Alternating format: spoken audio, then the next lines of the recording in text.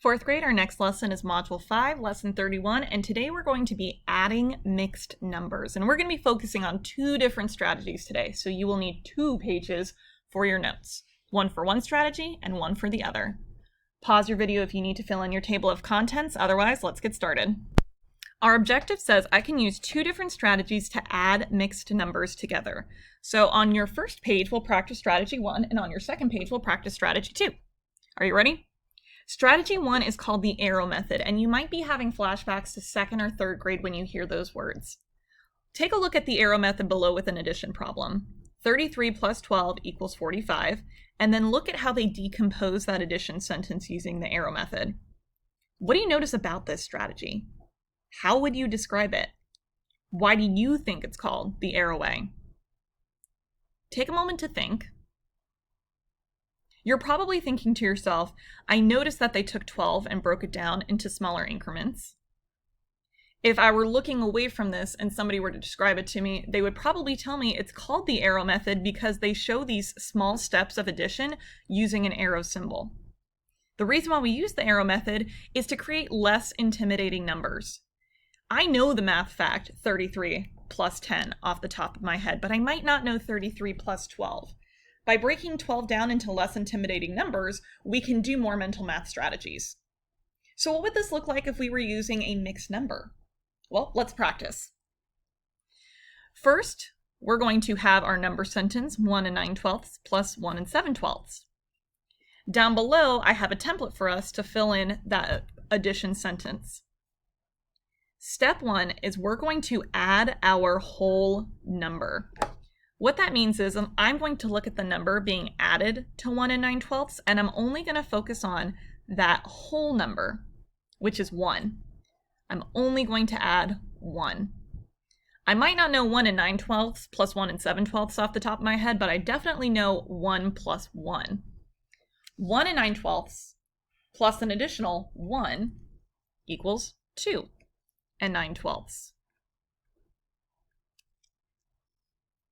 Now it's time for us to add our fractions. We need to add 7/12 to this number. Notice I only need 3 more 12ths in 1 and 9/12 to make it to the next whole number. Let's decompose our 7/12 into 3/12 and what's left over. My goal is to take 2 and 9/12 and get to the number 3. And I only need 3 more 12ths to do that. But the problem is that they want me to add 7/12, not 3/12.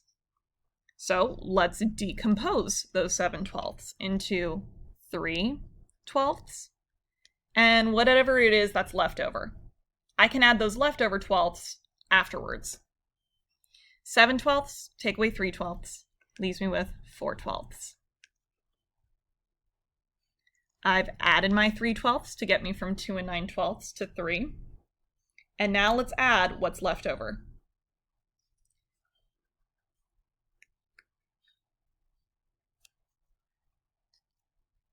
Three plus 4/12 gives me a total mixed number of 3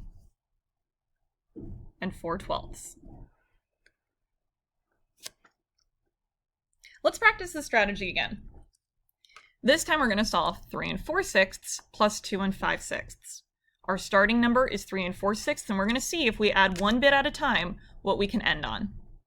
I'm going to start by adding my whole number, just the 2.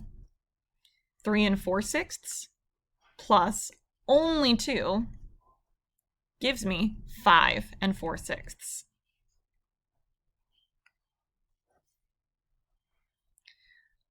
Notice you only need 2 more 6ths to make it to the next whole number, to get from 5 and 4/6 to just 6. I would only need 2 more 6ths to do that since I already have 4/6. But the problem is that they want us to add 5/6, not 2/6. So let's decompose those 5/6. Let's take out 2/6. And let's see what's left over, because we can just add what's left over after we have 6. 5/6 take away 2/6 equals 3/6. So now let's take those 3/6 and add them to our number 6. 6 plus 3/6 equals the mixed number 6 and 3/6. Now this is just our first of 2 strategies we're practicing with today. So take a moment to rate this strategy. How comfortable are you with it? Not necessarily is it your favorite strategy, not necessarily is it the most efficient. I just want to know your comfort level with it. Since it's our first day touching the arrow method, I'm probably going to rate myself a 3. I understand what's going on, but I may need a little bit more practice. Now let's take a look at another strategy. For this next strategy, I'm going to call it Add the Parts. That's not the official title for it, I'm not going to lie, but I call it Add the Parts because we're going to be adding our whole numbers, then we're going to be adding our fractions, and then we'll bring our whole numbers and our fractions together. In this strategy, we're going to add our whole numbers, then add our fractions. First, let's add our whole numbers together. Our whole numbers are 2 and 3. So I'm going to write the number sentence 2 plus 3 equals 5. All right, now let's add our fractions together. Our fractions are 7/8 plus 4/8. This fraction plus this fraction. If the answer is improper, we're going to convert it into a mixed number. Our units are still eighths. 7 plus 4 equals 11. It is improper, I can tell because my numerator is larger than my denominator, so let's change it over to a mixed number. I can pull out one whole group, 1, and I have 3 leftover eighths. 3/8. But I'm not done yet, because lastly, I have to add together the whole number that we got, 5, plus the mixed number that we got, 1 3/8. 5 plus 1 3/8 equals 5 plus 1 is 6, and our leftover fraction is 3/8, for a total of 6 3/8. Let's practice it again. First, add your whole numbers together. The whole numbers in this number sentence are 1 and 4. 1 plus 4 equals 5. Now let's add the fractions together. Our fractions are 7/9 and 5/8. Or excuse me, 5/9. They're both 9ths.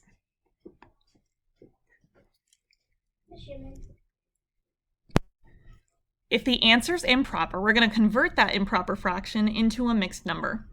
My units will still be 9ths. 7 plus 5 equals 12. It is an improper fraction because my numerator is larger. So let's break this improper fraction into a mixed number. I'm going to pull out 9/9, which is equivalent to one whole group. 12/12 take away 9/12 leaves me, or excuse me, 12/9 take away 9/9 leaves me with 3 extra 9ths. 1 3/9. But remember, I'm not done. Don't forget about that 5 that we added together first. So now let's add together our whole number and our mixed number to see what we get all together. 5 plus 1 3/9 gives us a total of 5 plus 1 is 6 and 3 additional 9ths. So now you've practiced 2 strategies, your arrow way and adding the parts. How well do you like this strategy or feel comfortable with this strategy? Rate it from 1 to 5. Because I've done strategies like this before, but it's still new to me, I'm probably going to move this one up to a 4. But regardless of how you rate yourself, you're going to be practicing both strategies today in your problem set. So, good luck.